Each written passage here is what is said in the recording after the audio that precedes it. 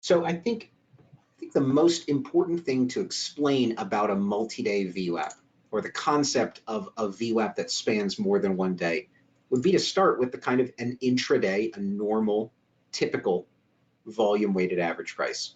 What we're really trying to do is we're trying to figure out from the absolute start of the day going forward until the absolute end of the day, without respect for how many candles we're examining. Because that's not really our goal. We're not doing a periodic analysis over 20 candles previously or something like that. We're looking at the entirety of the day. We want a holistic benchmark, something that's going to judge all the trading of the day, not just the latest 20 or 50 or 90 or 200 candles. So we go back to the kind of main tenet that I always come back to: cumulative versus periodic. We simply could not be doing what we're about to be doing were it not for the cumulative nature of a VWAP. What that means is that we're going to give it a start point. In this case, for intraday VWAP, we start at the beginning of a day. We go all the way forward in time. And we accumulate all this data throughout the day. If we were doing periodic analysis, we'd have to start calculating over hundreds or thousands of bars to go backwards across multiple days. The problem with that is nobody wants to count, or even could or would take the time to count the appropriate number of bars backwards. So the fact that we can give a VWAP a starting point, and that's all we need to tell it: start from here and accumulate until I tell you to stop, or never, right? Just keep going. That's a really neat feature of VWAP that's very elegant for how we get to use it, rather than spending our time trying to calibrate or tweak it perfectly to the right number of bars. We're dealing with much more of a story-driven sense here, where we're looking for critical launch events. So the most critical one that we all use all the time with our intraday VWAP, of course, is the market open. But why do we stop the VWAP at the end of the day? I mean, there's a simple answer, which is we're really only trying to know about that one day at a time. It's sort of like asking someone, how was your day? You're not asking them, how was your week? You're asking them just about the current day that they're experiencing. And that's kind of what we've used so far with intraday VWAP. But what if, instead of the VWAP stopping at the end of the day, what if it continued onward into the future? So for example, this is Friday's trading from McDonald's, and here we are on Monday. What if we were to continue this volume weighted average price forward into the future? Now, I've just hand drawn this in here. I have no reason to believe it's exactly that simple, but simply all I'm doing is I'm trying to express that there is a continuation of the calculation. So instead of just taking all the data from Friday and then stopping, we're going to continue on into the future indefinitely. So it's sort of like if we started a normal intraday VWAP and then just forgot to turn it off. It's like, have you ever fallen asleep with the television on? I know some people do that intentionally, right? But if you wake up in the morning, the TV's still blaring and you say, oh, I'm an idiot. I forgot to turn the TV off last night. That's like if someone forgot to turn off the VWAP and it continued accumulating data forever going forward.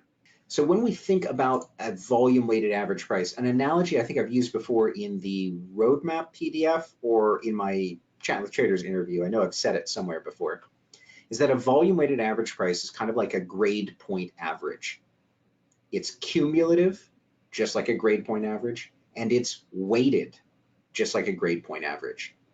It is more responsive to more significant classes you may take, and therefore grades you may receive. So in the same sense, a VWAP speeds up or slows down according to how much volume we're experiencing relative to the total volume for the day. So now if we think about the intraday VWAP as being one semester's GPA, one term, one period of analysis within your collegiate career, why couldn't we take a prior session or a prior semester and add those two together, appropriately averaging them to generate a total or cumulative GPA across the entire stretch over which we're examining this. Or let me say this another way. Each day is its own semester, right? So maybe this is your first semester freshman year. Here's your second semester freshman year. Here's your first semester sophomore year, second semester sophomore year. You see where I'm going with this. And there would be an overarching or overwhelming, here, let me get even a fatter marker to draw this, an overwhelming and overarching GPA that spans all of those individual units of time, all right? All those individual events that occurred, or really long stretches of time, several months over which you received many grades, but that factor into the bigger picture, which is your career GPA.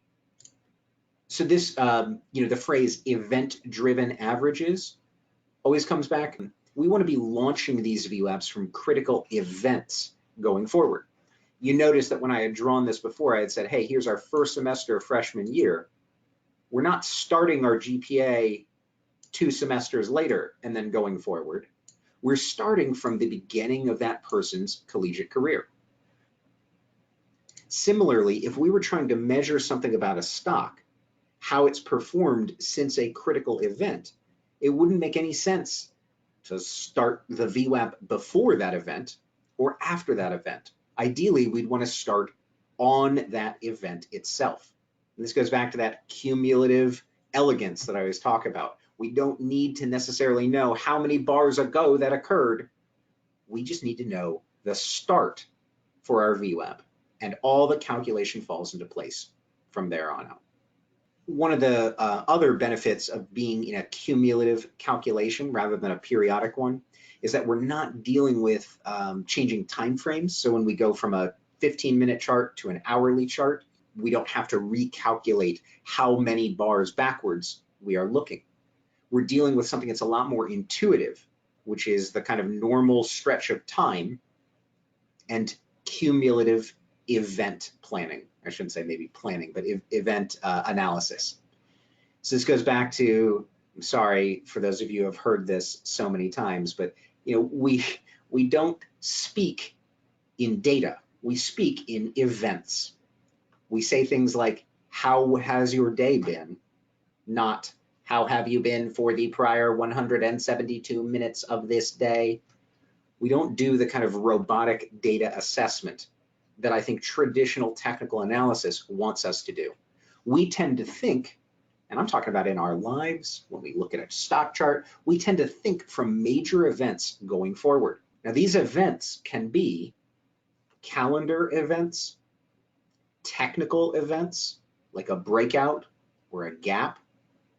They can be fundamental events like earnings, a dividend, some corporate announcement.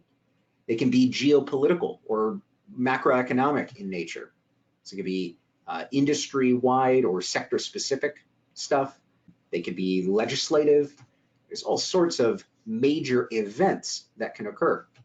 I tend not to trade biopharmaceutical stocks, but FDA announcements, right? That would relate to the fundamental health of that company. So it's very, forgive me for overusing this word, intuitive, really is though, it's very accessible that we would want to launch a VWAP from a prior important day and then watch it walk forward, giving us potentially macro support and resistance in the same way that an intraday VWAP gives us micro support and resistance. The other beauty of this is we're going to be dealing with a familiar framework. We're going to be looking at a VWAP and deviation bands, two things we're pretty familiar with at this point, but much bigger than spanning just a single day.